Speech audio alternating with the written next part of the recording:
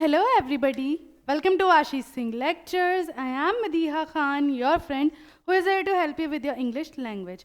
तो आज हमारी एक और पोएट्री है जिसका नाम है फायर हाइम. ठीक है, हाइम क्या होता है? एक तरीके से जो भजन और जो ऐसे गाने होते हैं ना कीर्तन वाले, तो बेसिकली हाइम क्या होता है आपका, उसको बोलते हैं. तो यहाँ पर देखो फायर से रिलेटेड एक पोएट्री है जो किसके द्वारा लिखी गई है? KKN दारूवाला के द्वारा लिखी गई है. ठीक है, पहली चीज तो हमेशा ऑथर के बारे में आपको ध्यान रखना होता है. ओके, चलो. तो इस पोइट्री में देखो क्या है, कुछ ऐसा खास नहीं है. ये पोइट्री जो है ये है जो बनारस का घाट है जहाँ पर चिताएं जलाई जाती हैं, उसके बारे में यहाँ पर देखो एक पोइट्री जो है वो लिखी गई है KKN दारूवाला के, है ना. तो चलो इसको स्टार्ट करते हैं. पहले KKN दारूवाला के बारे में थोड़ा सा जान लेते हैं. KKN Daruwalla born 1937, recipient of साहित्य अकेडमी अवार्ड 1984. देखो ध्यान रखना, ये मल्टीपल चॉइस में आ जाता है आपके कि उनको साहित्य अकेडमी अवार्ड जो है वो कब मिला था. तो कब मिला था? 1984 में, याद रख लेना. And Commonwealth poverty award is a landscape poet of eminence. ठीक है, उन्हें जो है साहित्य अकेडमी अवार्ड मिला है 1984 में और कॉमनवेल्थ पोएट्री अवार्ड भी उन्हें मिल चुका है. is a landscape poet of eminence and a well-known writer of short stories. ठीक है, तो ये जो हैं, ये जो हमारे पोएट हैं, ये कैसी कविताएं लिखते हैं? ये प्राकृतिक कविताएं लिखते हैं. लैंडस्केप जो प्राकृतिक होता है, जो परिदृश्य होता है, उसके बारे में लिखते हैं. और उसी के साथ साथ जो हैं वो छोटी वाली जो पोएट्रीज होती हैं, है ना, शॉर्ट स्टोरीज, उनके बारे में भी वो लिखते हैं. His poetry is in his own words. ठीक है, वर्ड्स से ये ओ कर लेना है. Words are totally impressionistic recording of subjective responses. ठीक है, आप देखो वो अपनी ही पोइट्री को अपने ही वर्ड्स में बताते हैं कि वो क्या है, व्यक्तिगत प्रतिक्रियाओं से संबंधित है. पूरी तरीके से जो है इम्प्रेशनेटिंग रिकॉर्डिंग है, व्यक्तिगत प्रतिक्रियाओं से भरी हुई है. He claims his poems to be rooted in the rural landscape. वो कहते हैं कि उनकी जो पोएट्रीज है उनकी जड़ें कहाँ हैं? रूरल में. रूरल लैंडस्केप मतलब जो गांव और जो ऐसे इलाके हैं वहाँ के परिदृश्यों से ज़्यादा जुड़ी हुई हैं. एंड हैंस अर्थी, और उनकी जो पोएट्रीज हैं इसलिए वो क्या कहलाते हैं कि मेरी जो पोएट्रीज हैं वो अर्थी पोएट्रीज हैं. He shuns sophistication as he thinks that it, while adding gloss, takes away the power of verse. उनको sophistication बिल्कुल नहीं पसंद. उन्होंने sophistication बिल्कुल जो है उसको मतलब कहते हैं ना बैन कर देना, ऐसा कर रखा है क्योंकि उन्हें ऐसा लगता है कि ये जो चमक है, ये जो ग्लॉस है, क्या करती है? कविता की पावर को कम कर देती है या पूरी तरीके से चुरा लेती है. The theme of his poetry are love, death, domination, cynicism, plight of human society and violence. ठीक है, आप देखो उनकी जो पोएट्रीज होती हैं, उनकी जो थीम्स हैं वो अलग अलग तरीके की होती हैं, है ना. जैसे लव हो गया, डेथ हो गई, है ना, अधिकार, है ना, उदासी मत हो गया, मानव समाज की जो दुर्दशा है, या फिर वायलेंस, है ना, हिंसा के बारे में उनकी पोएट्रीज होती हैं. He writes with intensity and vigor involved in poetic creation. वो बहुत मतलब कहते हैं ना एक डेडिकेशन के साथ अपनी पोएट्रीज लिखते हैं. Since he had been in police service, violence is unavoidable in his poetry. क्योंकि वो पुलिस में भी थे, पुलिस सर्विस भी की है उन्होंने, इसीलिए उनको पता था कि पोएट्रीज में उनकी हिंसा तो होगी ही होगी. His important volumes of verse include Under Orion, Apparition in April and Crossing of Rivers. यहाँ कुछ उनकी बुक्स के नाम आपको, उनकी जो फेमस पोम्स हैं या उनकी लिखावट है वो यहाँ पर दी गई है. ठीक है, तो इसमें से जो मेन चीज़ें आपको याद रखनी वो ये साहित्य अकेडमी अवार्ड, उनकी जो पोएट्रीज हैं वो कैसी कहलाती हैं? अर्दी कहलाती हैं. ठीक है, उनकी कुछ पोइट जो भी उनके जो वॉल्यूम्स हैं उनके नाम under Orion, crossing river, apparition in April, ये कुछ चीज़ें आपको जो है याद रखनी है. ठीक है, चलो. The burning ghat erupted phosphorescence and wandering ghost lights frightened passers-by as moonlight scuttled among the bones. तो देखो यहाँ पर क्या बात हो रही है? बर्निंग घाट इरप्टेड फॉस्फोरेसेंस. ठीक है, फॉस्फोरेसेंस क्या होता है? फॉस्फोरेसेंस होता है जब कोई चीज़ जलती है और उससे क्या हो रहा है? एनर्जी या रेडिएशन निकल रही है ना, लाइट के फॉर्म में. तो हम उसको क्या कह देते हैं? फॉस्फोरेसेंस है ना, इसको तो हम अगर प्रॉपर हिंदी में हम इसको बोल सकते हैं स्फुरदीप्ति, है ना, स्फुरदीप्ति हम इसको बोल सकते हैं प्रॉपर इंग्लिश में, है ना। फॉस्फोरेसेंस में क्या होता है कि एक प्रोसेस है जिसमें एनर्जी एब्जॉर्ब होती है और जो है लाइट शो होती है। तो बेसिकली तुमने देखा है जब चिता वगैरह जलती हैं, और मोस्टली क्या होता है रात को जलती हैं, राइट, तो वहाँ पर क्या होता है, अंगारे जो है वो भड़कने लगते हैं और एक मतलब अलग सी जो है लाइट उसमें से निकल रही होती है। वही यहाँ पर उसको, उस प्रोसेस को जो इन्होंने क्या बताया है, फॉस्फोरेसेंस बताया है। And wandering ghost lights frightened passers by as moonlight scattered among the bones. ठीक है, और क्या होता है कि भाई अब यहाँ पर ऑब्वियसली क्या होता है, चिताओं में क्या होता है, इंसान को जलाया जाता है, राइट। तो जब वो जलना शुरू होते हैं तो आधे जो हैं वो उनके दिख रहे होते हैं हाथ, आधी उनकी हड्डियाँ उंगलियाँ दिख रही होती हैं, जो कि वहाँ से जो आते जाते लोग हैं उनको क्या कर देती है, डरा देती है ना। क्या होता है, एकदम डरा देती है। और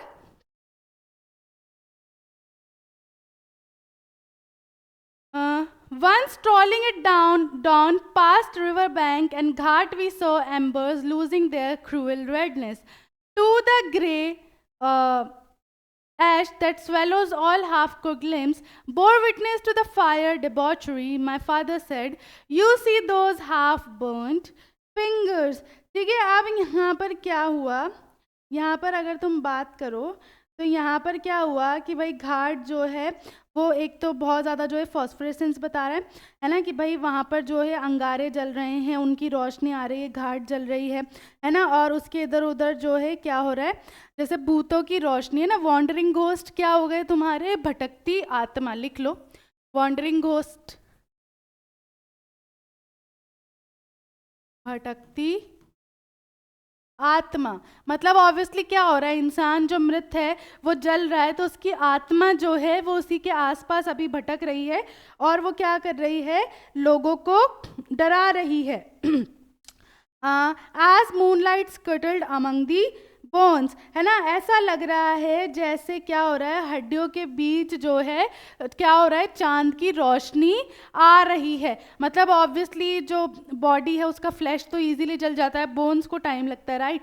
तो ऐसा लग रहा था कि जो बोन्स है उसमें से जो एक रोशनी निकल रही है वो ऐसी लग रही थी कि जैसे चांद की रोशनी जो है वो बोन्स में से पास आउट हो रही है। Once strolling at dawn past river bank and ghat, we saw embers losing their cruel redness. ठीक है, अब क्या हो रहा है कि भाई नदी के किनारे और घाट से होकर जो है एक बार मैं गुजर रहा था, है ना। स्ट्रॉलिंग का मतलब क्या हुआ, गुजरना या जाना, इस तरीके से बोला जाता है, तो तुम लिख लो गुजरना। ठीक है, तो रिवर बैंक एंड घाट, नदी के किनारे और घाट के पास से, है ना, डॉन के समय, जो सुबह भोर का समय होता है, उस समय मैं गुजर रहा था, है ना। तो हमने क्या देखा, अंगारों को देखा, एम्बर्स।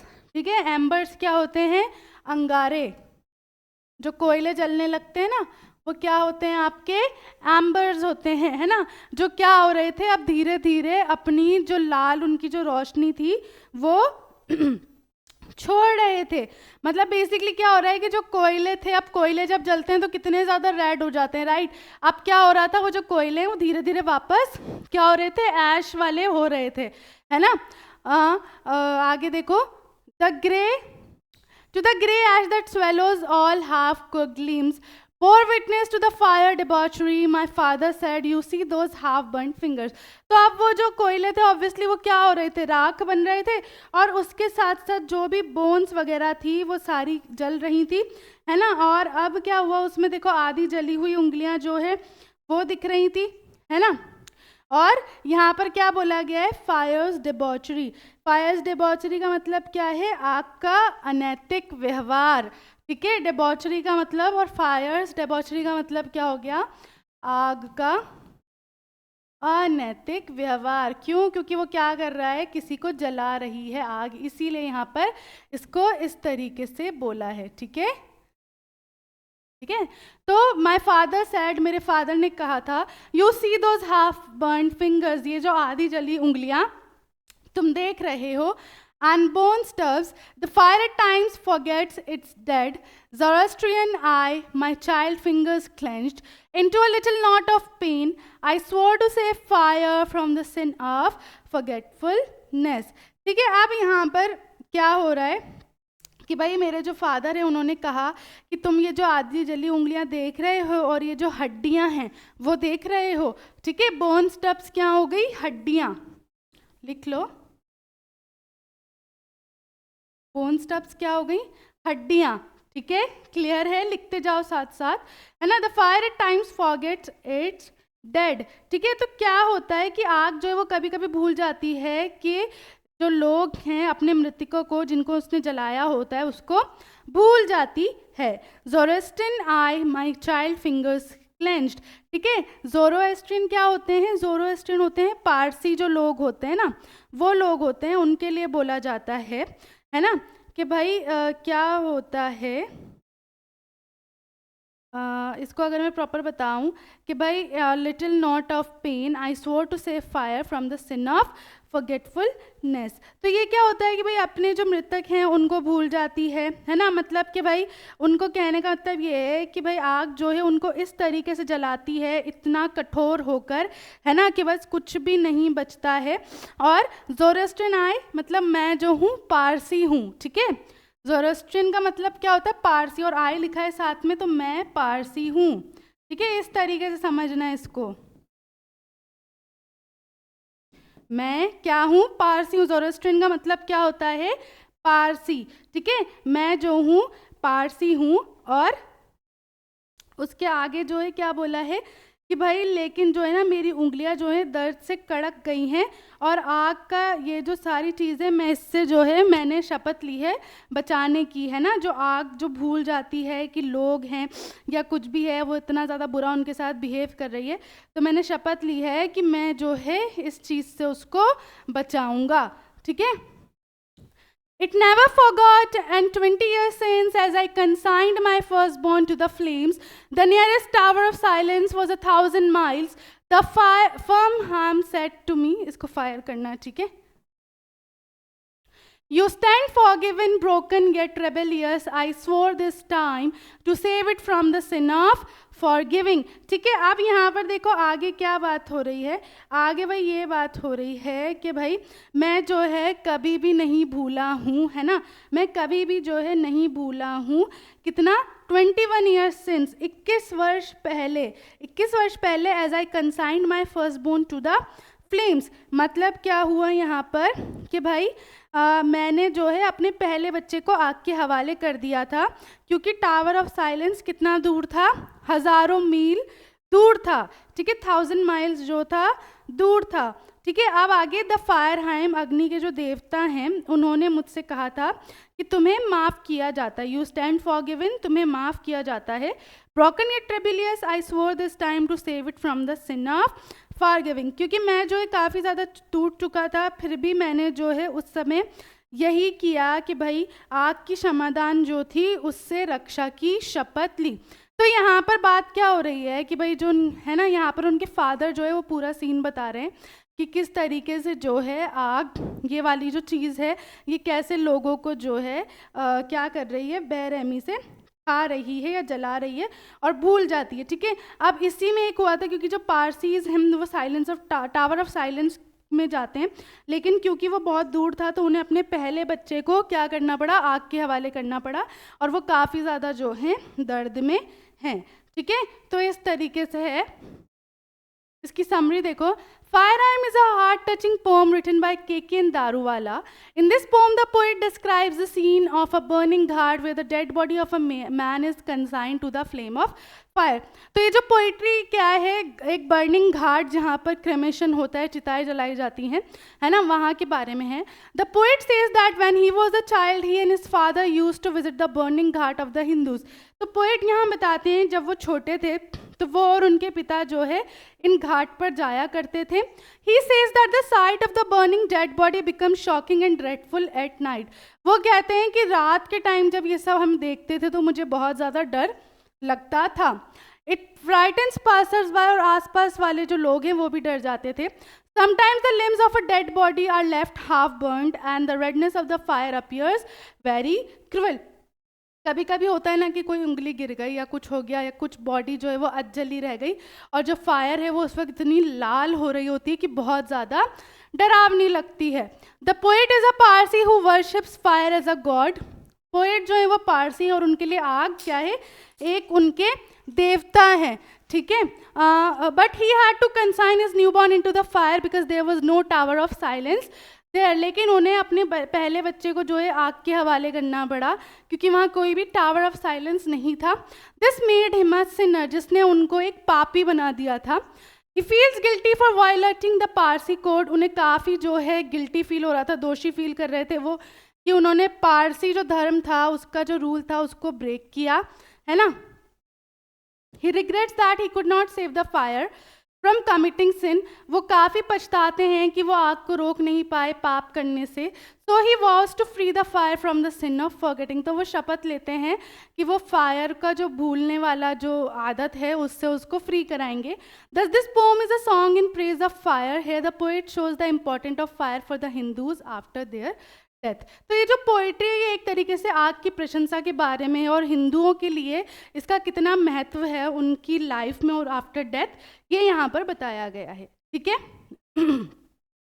Word meanings. हाइम भजन जो होता है उसको बोलते हैं. स्कटल्ड तेजी से एकदम दौड़ना. स्ट्रॉलिंग टहलना. एम्बर्स अंगारे. डेबॉचरी अनैतिक व्यवहार. स्टब्स अवशेष. ठीक है, ज़ोरोस्ट्रियन पारसी है ना जो मानता है कि दुनिया में क्या है, निरंतर संघर्ष चल रहा है. कंसाइंड है ना, कंसाइंड का मतलब क्या हुआ, भेजना. जो शव होते हैं उनको भेजना आगे है ना, मतलब जो भी क्रेमेशन प्रोसेस है उसके लिए. रेबेलियस विद्रोही. स्वोर शपथ. अब इसके क्वेश्चन एंड आंसर्स देखो. How did the passer by get frightened. जो आसपास आने जाने वाले लोग हैं वो कैसे डर जाते हैं.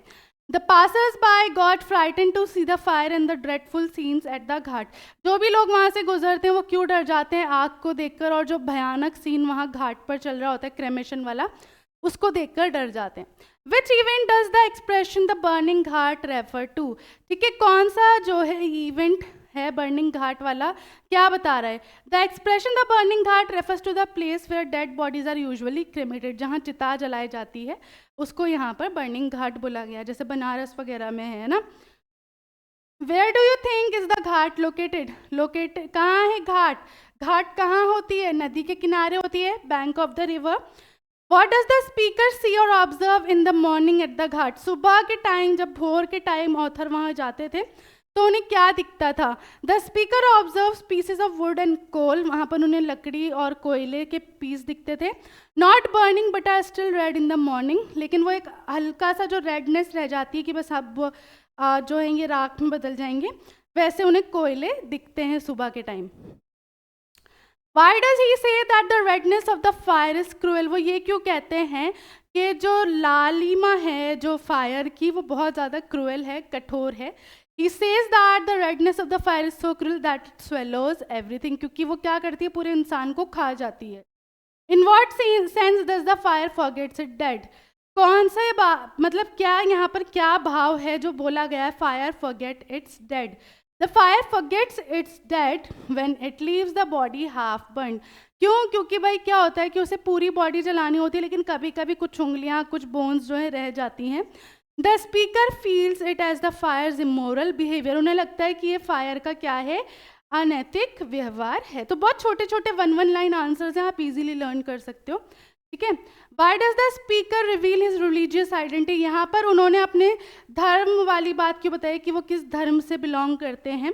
The speaker reveals his religious identity because he did not cremate his firstborn's body by his custom in which the body is disposed of on a structure called Tower of Silence. वो यहाँ पर अपना धर्म इसलिए बताते हैं क्योंकि उन्होंने अपने धर्म के हिसाब से अपने पहले बच्चे को क्रीमेट नहीं किया था, है ना. उनके हिसाब से दूसरा था प्रोसीजर लेकिन नहीं कर पाए थे वो, इसलिए यहाँ उन्होंने अपने धर्म बताकर हमें डिफरेंस बताया है.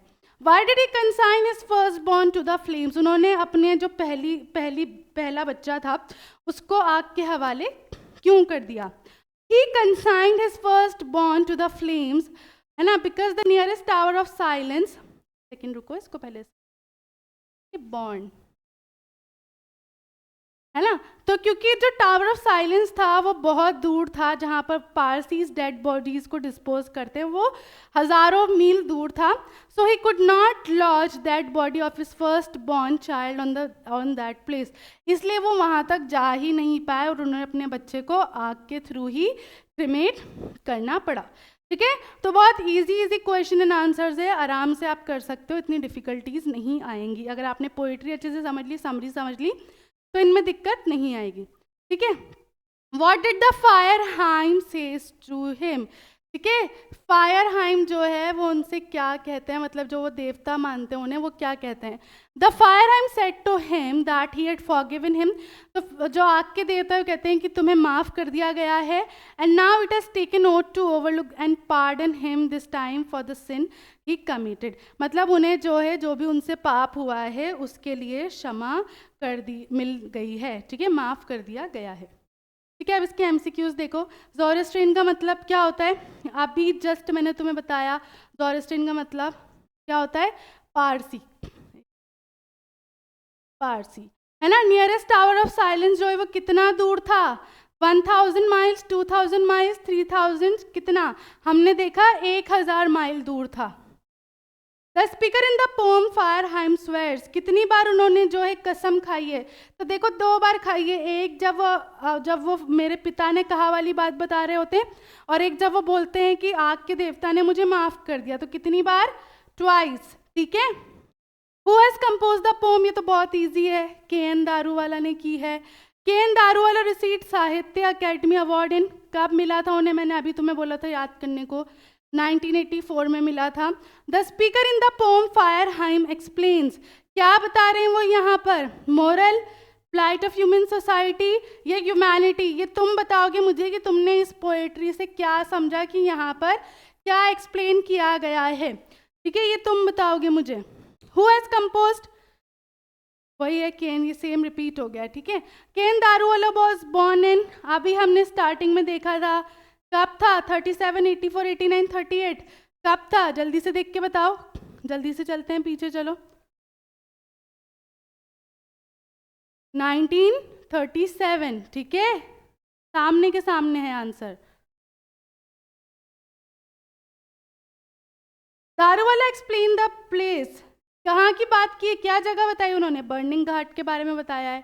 The theme of Daruwalla's poetry consist, किस किस बारे में होती थी उनकी poetries, love, death, domination, cynicism, plight of human society और वायलेंस, है ना, यही थीम्स होती थी। Fire hymn deals with the ghat, कैसी घाट, बाथिंग, बर्निंग, ड्रिंकिंग या नन ऑफ दीज, तो बर्निंग घाट।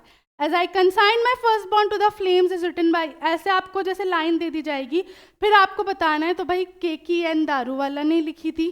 ठीक है, द टर्म डिबॉचरी, डिबॉचरी का मतलब क्या है, अनैतिक व्यवहार, मतलब इमोरल बिहेवियर। तो ये कुछ आपके एमसीक्यूज हैं जो इसमें आए हुए हैं, ज़्यादा क्वेश्चंस नहीं है इसमें भी आपके, क्योंकि बहुत छोटी सी पोइट्री है और ऑलमोस्ट सब कवर हो गया है। ठीक है, तो इसी के साथ आज की जो क्लास है हम यहाँ फिनिश करेंगे, मिलेंगे नेक्स्ट क्लास में। तब तक के लिए this is Madiha Khan signing off right now, bye bye and have a nice day.